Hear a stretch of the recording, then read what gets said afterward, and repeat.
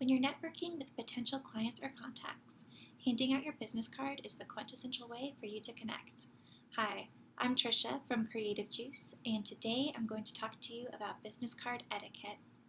The first tip that I have for you is to be professional. So your business card is kind of the first impression that you're going to give people about yourself and your company. So you want to make sure that you're, creating the best first impression possible. So to do that, you want your business card to look nice and be a good reflection of your business. So you will probably want to consider hiring a graphic designer because they can help you, make sure that all the colors look correct, that nothing is pixelated, that your logo looks good, and that it's centered properly. Those are all things that are going to help your first impression go much better than if you just use one of those online templates and your business card ends up not looking very good. And it's also really important to make sure that you spell check. So it's really embarrassing when you get a business card of someone and their name is misspelled, or their address isn't put on the card correctly, and that's definitely not giving the best impression of your company or yourself. So you definitely want your business card to be professional. And the second tip I have is to stick to the basics. It can be really exciting when you're designing your card and you're thinking about all the things you can add on there. But the most important thing is to just make sure you have the most important information, which is your name, your title, phone number, email address, and website for your business. So you don't want to get too carried away because the main point is to provide your contact information. So that's what you want to make sure that you definitely have on your card. The third step is to be creative with your business card. So, if you're at an event and you have a ton of business cards, it'll definitely stand out more if you have a card that's a thicker paperweight or a different size. And those are things you can do for your own business card. So you definitely want to choose a thicker card. These are the cards that we have, and it's a thicker material than a traditional business card. Another thing that we did, and I'm just using our card as an example because we've implemented some of these suggestions that I'm giving you, is to alter the paper size.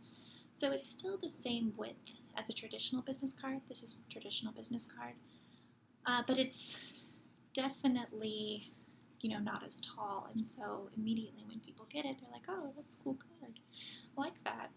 And it definitely will set you apart. So we have the thicker paper, alternate size from the regular side, and we also have like spot varnish UV coating. I don't know if you can see that on there, but that definitely, you can see our little like chemistry set, and that is a great way to set yourself apart, because usually when people get this card they're like, oh, what is that? That's pretty cool.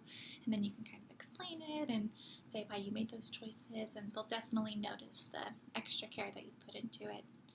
Some other popular business card trends right now are rounded corners, which we do not have, but a lot of business cards have, and also gold and silver foil. It's become popular, I've seen that lately, as well as embossing and letterpress.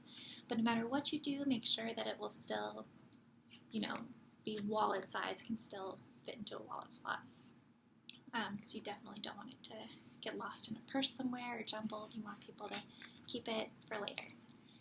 The next tip that I have is to ensure quality, and this is mainly just to use a thicker paper, like a thicker cardstock. And this is really key if people are going through a bunch of cards. They might throw away a bunch, and if they feel your heavier card, they'll be like, what is this? And at least give your card a second look, which is important. And the fifth tip that I have for you is to list an active website. So this is pretty key. You want to make sure that people can find out more information about you if they want to. And if your website is not active, that doesn't look good for your business. They'll think maybe you're unprepared or disorganized, and that's not kind of the impression that you want to get across. So do make sure that your website is active. The sixth tip that I have is to be selective about who you give your card to. So I know my first job out of college, when I got a business card, I was so excited. I was trying to give it to anyone that I met. Maybe like even my great aunt that I hadn't spoken to. I'd be like, hey, check out my new business card. Because then you feel like it's really exciting. You're an adult. You have this business card. You're official. And the whole point of the business card is to kind of make business connections and connect with people that you want to stay in touch with.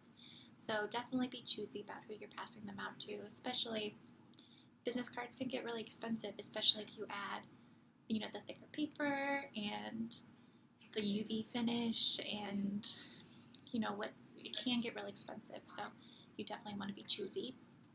And my final tip is to make sure that you are always carrying enough. So there's nothing worse than going to an event and you only have, 10 business cards. You don't have enough to pass out to everyone that you're going to meet. So on just a regular day, you should have at least 10 because you never know who you're going to meet. And if you're going to an event, you probably want at least 25 just so that you have your bases covered.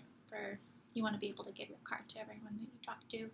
And make sure that you're keeping them kind of in a little card case. There's so many cute ones that you can get, some really stylish ones, classy ones, you can get them engraved. So definitely get a card case because that will even give more to your presentation of passing out your business card. So hopefully these tips are helpful. Thanks for watching the video and check back in with us next week for a new one.